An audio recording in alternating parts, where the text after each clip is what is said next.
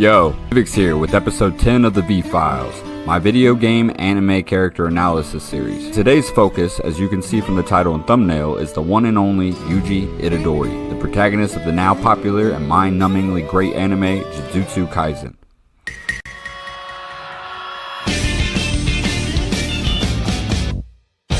I like a tall woman with a nice big ass. Just saying.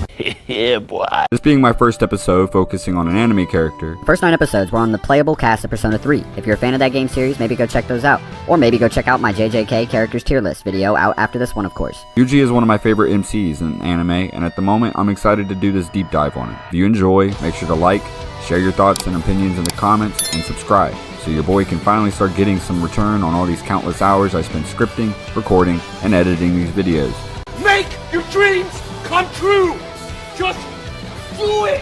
If you follow my content, I can guarantee your plate will never be empty, as I drop multiple videos of my different video series every week.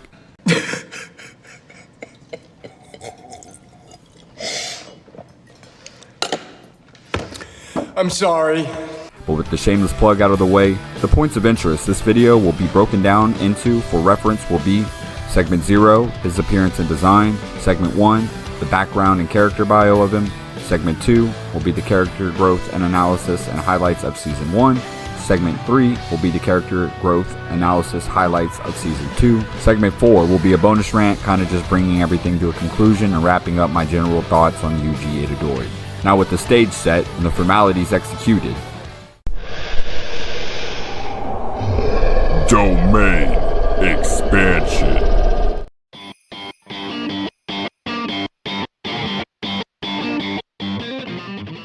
we'll start with his appearance and design. It's just like with anything, your first impression of someone tends to be what you see at first. Blatantly, I am judging a book by the cover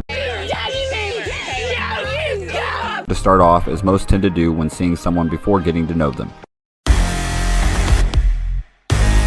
Yuji's design is fairly simple, as a lot of the JJK sorcerers and their sorcerer outfits are just a dark blue or black 1 or 2 piece of clothing, where Yuji's red accents on his shoes and hood are just the perfect amount of keeping the design simple, not over designing him, but just making him stand out enough that he is recognizable. Hey, that's pretty good. His messy hair with the small markings on his cheekbones where Sakuna's eyes pop out are pretty clean, and at least after the Shibuya arc he displays 2 scars on his face, one at the corner of his mouth and another more obvious one between both of his eyes. Adds just a bit of edginess to the design without trying too hard. Overall, I'd rate his design as an MC a clean 9 out of 10. Only thing I would change possibly is make his hair a little less of a faded pink and make it a bit more reddish to match the other red accents. It's the only thing I could think of to make it any better. Someone cooked here.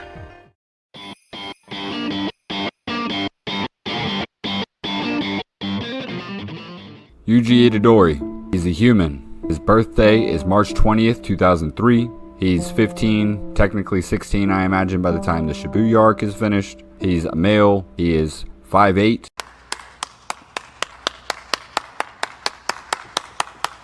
He weighs 176 pounds. His hair color is blonde in the early chapters of the manga, and then black and pink in the anime adapted into the manga later on. And he has light brown eyes. Yuji Itadori is the main protagonist of the Jujutsu Kaisen series. He is the son of Jin Itadori and Kaori Itadori, and the grandson of Wasuke Itadori. Yuji was living a normal life in Sendai City until he encountered Megumi and ate one of Sakuna's fingers. After becoming Sakuna's vessel, Yuji began attending Tokyo Jujutsu High alongside Megumi and Nobara as first-year students. He is a straightforward character with a usually simple outlook on things. At least they come off that way on the surface level. But with Yuji, there's a lot more than meets the eye, I feel like. He shows compassion, stands on business, and does what he can to do his fair share of the work.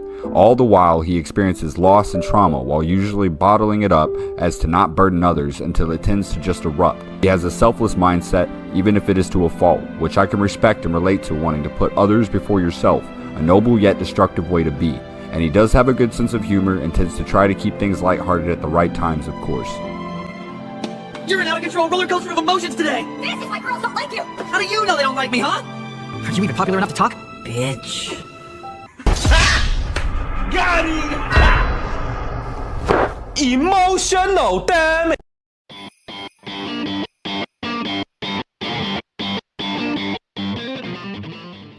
Yuji kind of won me over from the very beginning, being someone that just helps people out, cause he knows he is capable and carries himself as a truly selfless being. Joining the occult club with some school friends cause he just wanted to help them out and knew they needed him to be an official club. Bringing flowers to his grandfather in the hospital even when his grandfather's persistence to stay away. He didn't want his grandfather to be alone. Keeps a lighter outlook majority of the time for a good while, even through the hardships. When losing his grandfather, he chose to cry a bit over it in one scene, but after that, he moves on essentially and doesn't mourn him further. Knowing that losing the one and only family member you really had left is definitely not something that just goes away, but he also looks at the brighter side of things by acknowledging that his grandfather lived a full life and died a proper death, which I can respect and I personally agree with myself. If someone gets to live to an old age and somehow not die to some unforeseen events and at least had someone that truly loved and cared for them by their side in the end, I would say is a pretty good way to go out. Compared to the alternatives, especially considering what the alternatives can be in a setting like JJK.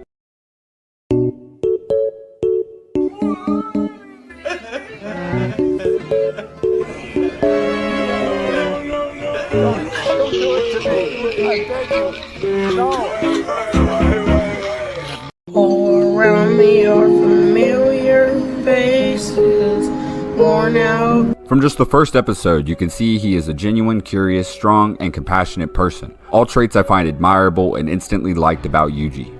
Moving on to the end of episode 1, he willingly threw himself into the fray after being suggested not to by Megumi. But totally coming in with a badass entrance, fighting something he's never seen before, that would probably terrify the living shit out of any normal person, i.e. myself. You don't want to be like this. Brother, This is disgusting. This is awful in every way. that? Which at the time, Yuji was a completely normal human. Other than possessing beyond average physical prowess and a bit of martial arts skill, he willingly chose to start throwing hands with that disgusting looking ass curse. Once the more threatening big chungus of that knight's curses comes into the picture, he still has no qualms with running the fade on this monstrosity.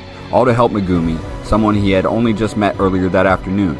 The heart of a hero is what that is. And in the face of death, trying to resist being turned into some gains for this curse, knowing once Fushiguro states to not let the curse eat the finger, he does the only thing he could think of to stop that from happening, and that was to beat the curse to a punch and eat the thing himself. Side note, it really reminded me of this Soul Eater scene I always just loved from its own respective first episode.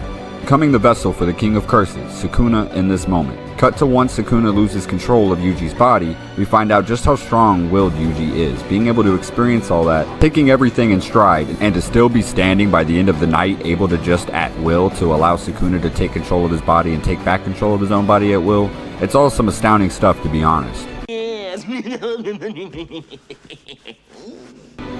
To kind of summarize a bit to speed up this discussion, the next few episodes, we see Itadori learn his fate of being set for execution, which he understands and tries to reason with fairly well seeing the circumstances. He has an interview with Principal Masamichi, where he learns that true reason he wants to be a Jujutsu sorcerer, to allow as many people as he can to die proper deaths. He saves a kid from this Lorax-looking curse with Nobara. He tries to show compassion to bring back the corpse of a woman's son just because of the immense amount of empathy he has for others. All events showcasing just how compassionate Yuji is in his words, but also in his actions. He then ends up standing and facing the opposition that literally just took off his hand in a split second moments ago. At least until his very last moments about to die, where he loses his shit, staring death in the face. He doesn't actually want to die, as he still has stuff to do, things to experience, and feats to accomplish. He didn't want to betray his grandfather's wish of helping others, getting taken out in only his second official mission, before he can fulfill his purpose in helping people die proper deaths. He holds on until the very last second needed to get a final signal from Megumi that he can let Sakuna out to face this special grade cursed womb. Jumping to later after the special grade cursed womb was defeated, he's unable to take back his body upon demand. Sakuna takes his body hostage by ripping out his heart, in turn meaning Itadori would die if he took back over his body. Ending this set of events with Yuji taking back over his body, knowing what would happen to save Megumi from Sakuna. He accepts his fate and heroically goes out wishing his comrade and friend will live a full life. Even looking at the bright side of not having to worry about any of his new friends anymore now, even with the grim circumstances. Happy at least that he is getting to die in a way he was choosing and could feel he was saving someone with the loss of his own life. Super commendable, and even Fushiguro had admitted he stuck his neck out for Yuji because he thought he was a good person, worth saving, and that he had no regrets of saving him, even with possibly facing death himself. Really showing the cool, dynamic, and high level of respect they both already had for each other even in such a short time of being comrades. After making a deal with Sakuna and getting his top taken off, literally, Yeah, I'll kick your ass for... he ends up coming back to life, where he trains for some time, learning how to harness his cursed energy, while it's kept a secret from his allies that he is still alive, where before the Kyoto exchange event, he comes back in a comedic fashion to his friends, kind of upset that he hadn't told them he was alive. Understandable. The next really major point is where he meets Nanami, learns some stuff from him, and they begin investigating Junpei. Ugh, this arc really knew how to fuck me up emotionally, but let's get into it. Your friends Junpei, they literally seem like the perfect two bros, hitting it off pretty much immediately. Shit was super wholesome, especially seeing the circumstances that Junpei was dealing with at the time. He really needed a friend like Yuji. But their friendship was turned against them when Mahito orchestrated a demon time-ass scheme where he would kill Junpei's mother and blame it on Yuji, taking away the only thing Junpei had and feeling he had no reason to not trust Mahito, as he's the one that showed him the way of sorcery. Yuji and him end up fighting, and of course, Yuji doesn't want to hurt Junpei. He just tries to get Junpei to hear him out, but Junpei not hearing any of it. At least until eventually he cracks. Yuji ends up consoling Junpei, telling him it's alright. Then all of a sudden this piece of shit shows up and idol transfigures Junpei and sending him back at Yuji. After a bit of struggling and Yuji asking Sakuna for his help again in this time of need, to have Sakuna flat out decline, leading to both Mahito and Sakuna laughing and mocking Yuji as his world is coming down around him. He finally sees the level of evil he is actually dealing with, that these beings don't care about what's right or wrong, only about what they want themselves, and that other people's lives are utterly meaningless to them. Junpei's body giving out and he ends up passing away in Yuji's arms. This being the biggest breaking point Yuji had experienced up until that point, he snaps, and he's seeing nothing but hatred for these curses plaguing the world, and most of all, the one responsible for this tragedy, Mahito. He vows to kill Mahito in a bloodlust-filled rage, then proceeds to put the work on his ass. Ends up having to come to terms with killing transfigured humans, seeing they were once people. Yuji hesitates at first. Even Nanami comments on how carelessly he puts others before himself, but in turn is the reason I feel Nanami started to take even more interest in Yuji, as he saw a bit of himself in Yuji. Mahito ends up escaping at the last second before getting exorcised. Get him up, let me get up. Coco! Come on!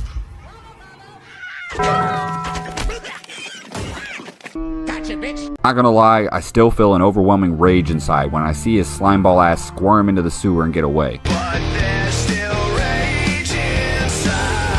Especially after what happens in season 2, which I know I'm rambling, but we're getting there. Now to kind of pick up the pace, the end of the season is definitely a bit of a slower burn, but it definitely is building up a great tension for what comes in the second season. There's the Kyoto Goodwill event arc, introducing the Kyoto sorcerers, all pretty interesting little side characters. Best of all is Todo. Yuji displays his badassness when faced with Todo, and then becomes his brother, within the matter of about 10 minutes. Both relating on the fact they want a girl like Jennifer Lawrence, tall with a big fat ass. The fight was pretty intense for how short-lived it was. Yuji stood his ground for sure. Then there's the handicapped Jujutsu Kaisen ass whooping that Todo and Yuji lay down on Hanami. Not much to really say on that, other than it really puts into perspective how far he has come to keep pace with Todo, someone who is way above his ranking as a sorcerer and is known for his great capabilities in combat, and using his boogie woogie technique. Yuji displays great on-the-spot thinking and coordination with yet again another awesome character. Hanami, R.I.P. The fuck? The bigger fight between the two curses, SO and his deformed little brother. Hey yo, what the fuck? That for a while I totally forgot were mentioned to be Choso's brothers, but the second season, once diving into it, definitely had a good way of wrapping around the story and its characters to where everything comes full circle. Quick comments on that fight with Nobara and Yuji versus the Twiddledee and Twiddledum is it was an awesome fight. I feel it is underrated when talking about the JJK fight scenes. Nobara did her thing, and Yuji showed off that compassion when having to exercise these curses, showing a total duality to his outlook on wanting to slay any curse he comes into contact with, the burning hatred like he had built up from his run-in with Mahito. Sorry.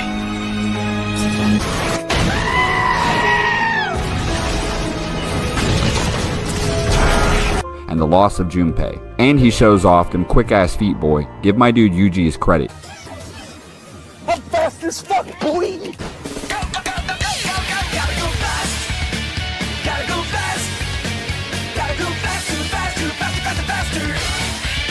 And that for the fourth time, Yuji shows on the fly great battle adaptation and that he's a dude who stands on business no matter who he's paired up with.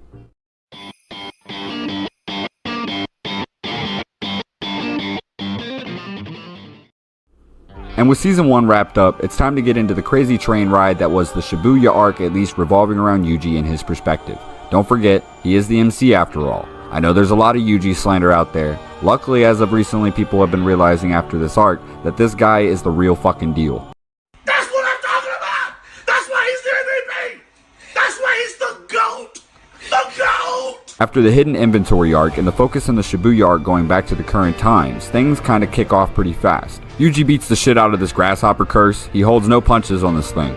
Was a satisfying exorcism and was an easy W for Yuji, teaching that curse a lesson and not underestimating humans.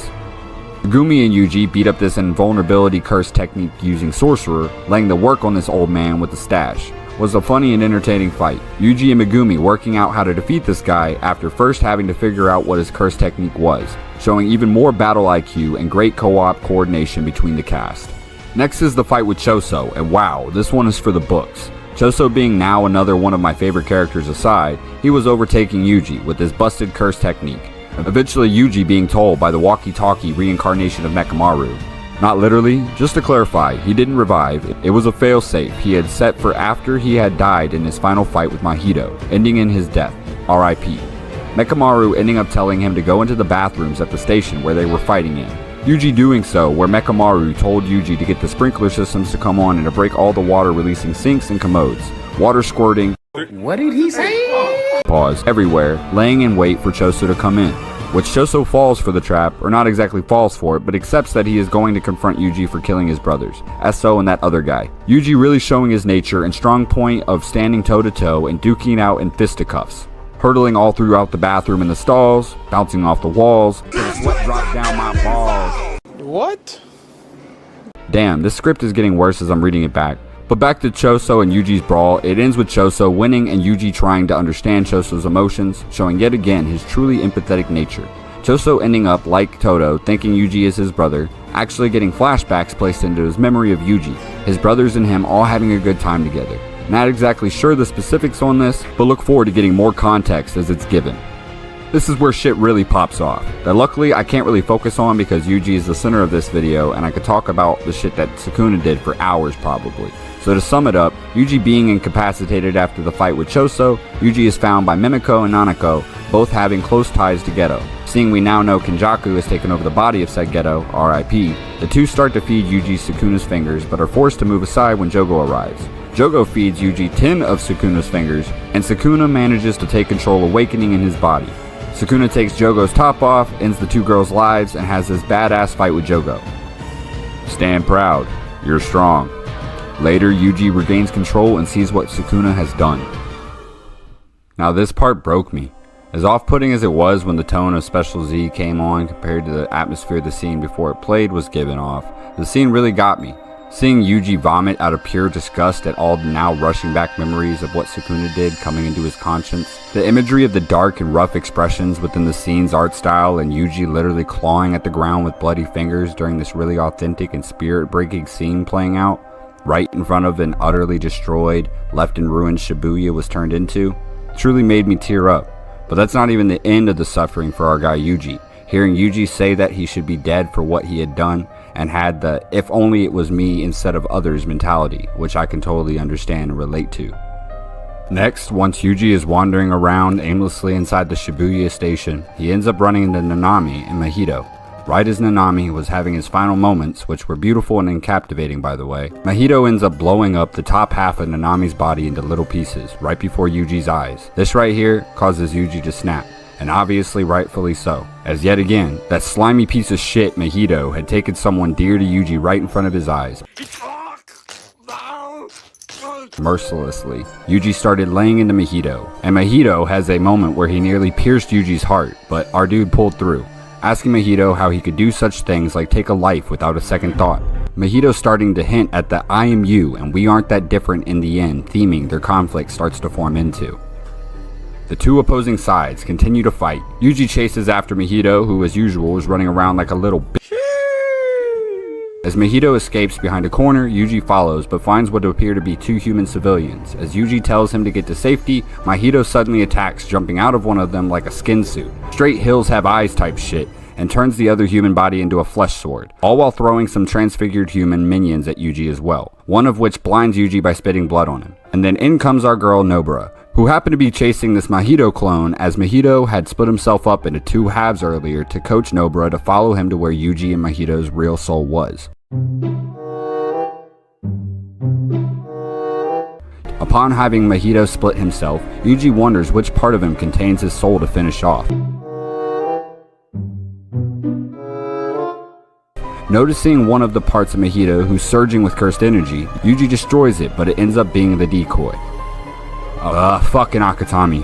Yuji chases after Mahito as he encounters two Mahitos, wondering if they were to fuse to try to heal up. Instead, the two run and baton pass high-five each other on the way by, showing that Mahito, as usual, sees this all as some game. Yuji notices Mahito closing in on Nobara. He yells at her to run, but it's too late. Yuji slumps that second Mahito epically and states that he's in the way before running over to check on Nobara. She holds her hand over the side of her face Mahito touched, covering her eye.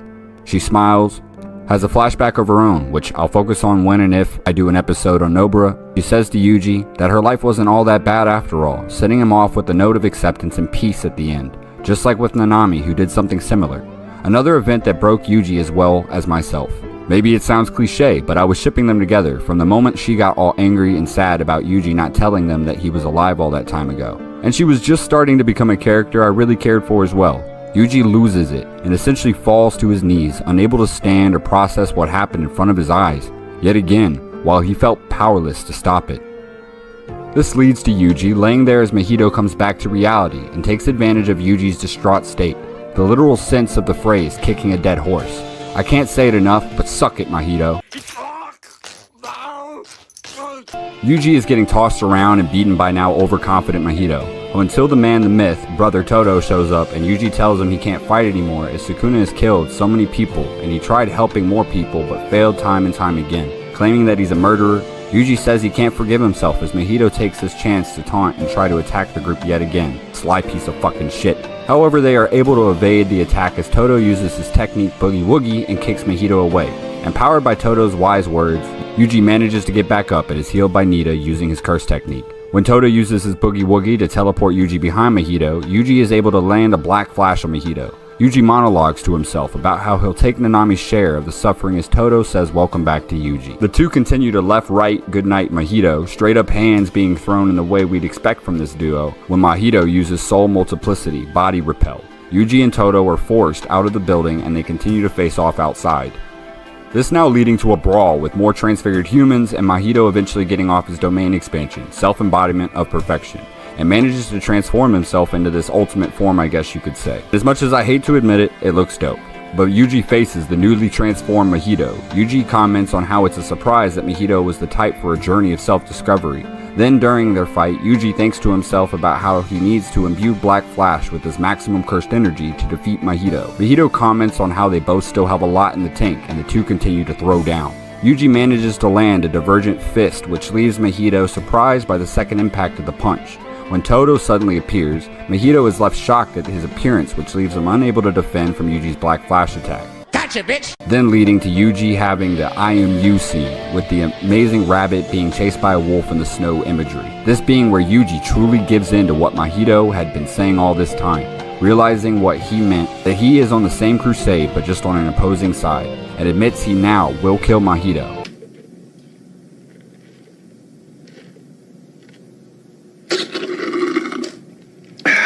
When Mahito runs away, Yuji follows when Geto suddenly appears, who he tries to confront and fails.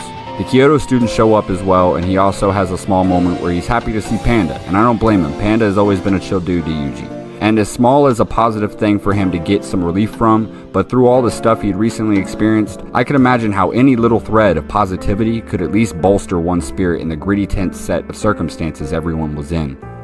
Then after a bit of development and dialogue, Choso suddenly appears, and everyone including Yuji is left in shock as Choso angrily yells at Geto, who's his notorious father, Noritoshi Kamo, asking why he forced him to try to kill his younger brother Yuji. I'm aware of how destiny is gonna take its course, brother. Bro, brothers, brother. Yuji watches as Geto and Yororame face off against Choso, as Panda asks him if they are actually related, with Yuji denying that they're related. Yuji agrees with Noritoshi and Panda that they must retrieve the prison realm. Then the icy follower of Geto almost kills Choso, who Yuji saves. Then Yuki shows up and stops the assault before it gets any crazier. The season coming to a close with Geto suddenly summoning a large amount of curses, saying goodbye to Yuji while holding on to the prison realm, where Yuji yells, "Gojo Sensei," and it cuts to the end. The conclusion of the story for this season kind of coming to a really abrupt halt, and it felt the wrap up of the season was a bit rushed, but we get exposition telling us how Yuji is now wanted for the crime Sakuna committed in his body and has had his execution reinstated. The last scene showing Yuji stretching atop an overpass bridge with what appears to be the sunset or sunrise, stretching and preparing himself for whatever is to come. Yuji really being thrown under the bus here, but he's taking it as what seems to be one day at a time. Now adorning his new literal and metaphorical scars he will probably always carry with him. I've seen tragic backstories in anime, as there's tons of them, but Yuji's situation is much different. He was a good-natured person without having to experience tons of hardships to know he should treat others with kindness. And yes, he lost his grandfather, but he believed his grandfather died a proper death, as it was his time due to old age, which I myself have always had that outlook on life as well, and can relate to it. I've lost lots of family members, including both my parents who were in their 30s, and of many other age groups as well. And all of the deaths, the ones I knew I could say the person lived their full life, are the ones that are much easier to swallow, compared to the ones where it feels like the light was snuffed out way before its time. Losing his gramps might have been tough, and growing up not really knowing his parents as well.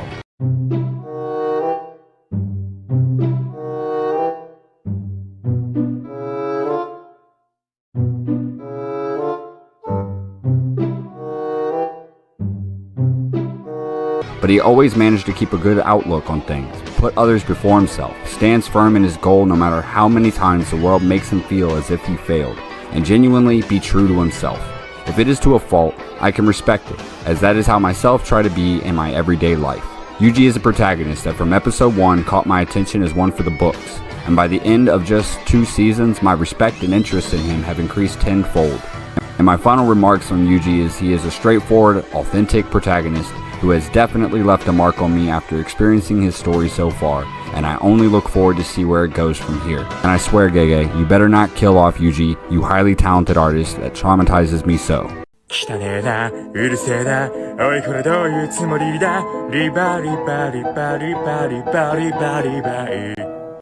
Want to see me get hurt? Will that cheer you up, son?